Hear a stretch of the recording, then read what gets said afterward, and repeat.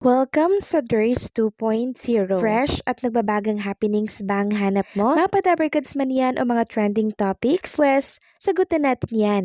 Kaya naman isubscribe nyo na ang ating channel para sa mga nagbabagang balita everyday.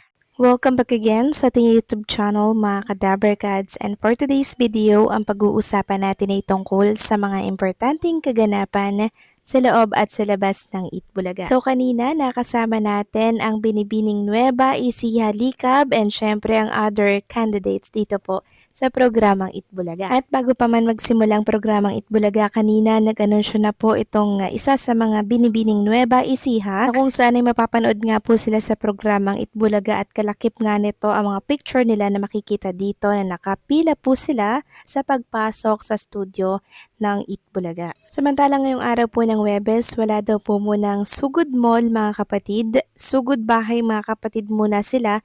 Dito po yan sa Antipolo kung di ako nagkakamali. Kasi kahapon mga kadabarkads, sobrang taas talaga ng heat index kaya kinakailangan po nila na dalhin sa mall ang mga dabarkads natin. E ngayon hindi naman po gaano kataas ang heat index dito po sa Antipolo, kaya dito sila sa mismong barangay sumugod. At kanina nga po may nagbabalik mga kadabarkads dito sa sugod bahay, walang iba kundi po ang Yakult na mascot. At katulad po ng dati, meron ulit silang dance challenge dito na kung saan mga bagets ang bida. Samantalang pag-usapan naman natin ang kaganapan dito po sa The Age is Right, na kung saan dati nga pong katrabaho at nakasama ni Boss Joey sa DWOW dito po sa radio na si Miss Tessie reunited with Boss Joey De Leon, at nagkaroon nga po sila doon ng pag-uusap, and syempre binalik nila yung mga nakaraan na ginagawa po nila mga kadabarkads.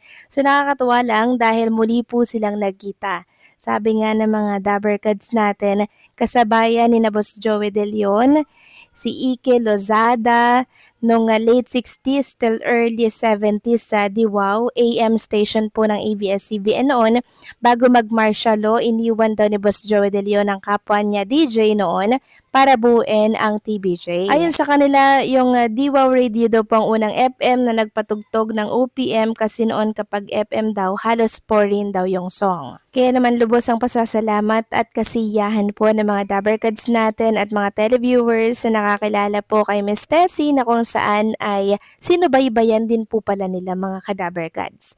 Samantalang sa mga naghahanap sa mga singing queens natin, sa Sabado mga kadabarkads, babalik po sila sa Itbulaga para i-promote ang kanilang second single mga kadabarkads.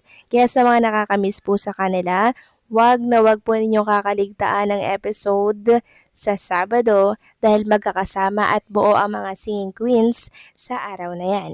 Samantalang next topic naman, giveaway alert mula po yan kay Ma'am Christina Ignacio, na isa sa mga producer ng mga concert ni Jerome Ibardome.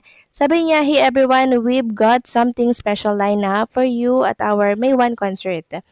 We'll be raffling up exclusive tote bags live at the event, so make sure you're there for a chance to win. All you have to do is show up, enjoy the music, and join the raffle during the concert.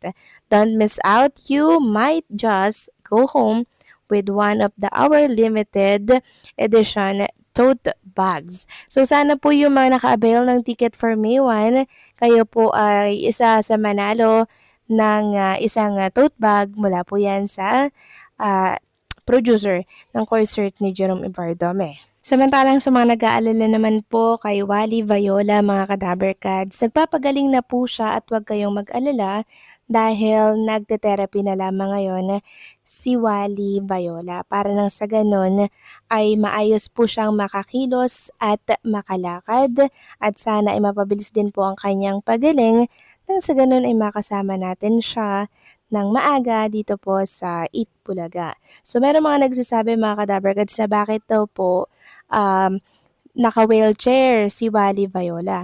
So ganyan po kasi mga kadabarkads pag naoperahan, lalo na kung tinornelyuhan po yung bukong-bukong, 'di ba? Kasi pag ganyan pong galing sa operasyon mga kadabarkads, hindi tayo basta makakagalaw, 'di ba? Kasi iniingatan natin yung tinornelyo sa bukong-bukong natin.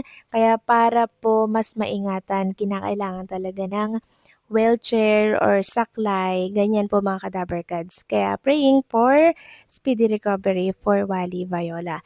Samantalang next topic naman, pag-usapan naman natin ang tungkol dito sa write-ups po ng isang page. Patungkol ito sa isa sa producer po ng programang Itbulaga.